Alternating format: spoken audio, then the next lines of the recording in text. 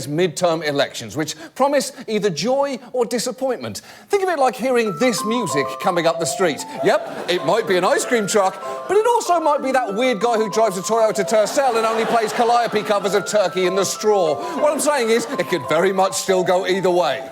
Now, Trump this week made his final argument to his base, occasionally veering off message, like when he suddenly brought up the possibility that Republicans could lose the House. It could happen. Could happen. We're doing very well. And we're doing really well in the Senate, but could happen. And you know what you do? My whole life. You know what I say? Don't worry about it. I'll just figure it out. Does that make sense? You know what? That does actually kind of make sense. Trump has failed upward for 72 straight years. Why should he stop now? When Trump finds himself at the pearly gates, there's a non-zero chance that he'll get in, marry 3 hot angels, and be elected the next god. Now, this campaign at every level has been exceptional for its negativity. Take California Congressman Duncan Hunter, who gained notoriety a couple of years ago for vaping in a congressional hearing, which is exactly what you'd expect a congressman named Duncan Hunter to do. Hunter then went extremely negative during his campaign in an attack ad against his opponent. Ammar Koppa-Najjar is working to infiltrate Congress. He's used 3 different names to hide his family's ties to terrorism. His grandfather masterminded the Munich Olympic massacre. He is being supported by CARE and the Muslim Brotherhood. This is a well-orchestrated plan. Ammar Koppa-Najjar, a risk we can't ignore. OK, so there is a lot to unpack there, but let's start with the fact that you are arguing that this guy changed his name multiple times so that Americans wouldn't associate him with terrorism and landed on Ammar Koppa-Najjar.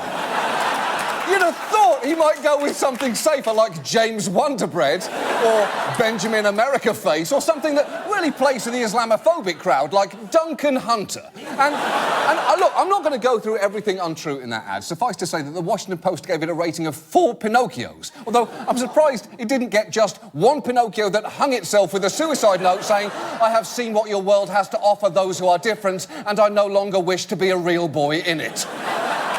And it is hard to call Koppa-Najjar a security threat when he had a security clearance for his past work in the Obama White House, which, for the record, is something that Cloud Chaser over here probably couldn't get, because he and his wife are currently under indictment for illegally using $250,000 of campaign funds on personal expenses. Now, they have pled not guilty, but the indictment itself is incredible, alleging Hunter spent $14,000 on a family vacation to Italy, $462 for 30 shots of tequila and 1 steak at a bachelor party, $835 on Riverdance tickets, and $250 to fly a family pet, a rabbit, to Washington, D.C., which is basically just a $250 way to freak your rabbit the fuck out. It's a burrowing herbivore. No part of it is jazzed to be launched into the sky. You think your ears pop? You don't know shit. You don't know shit about popping ears.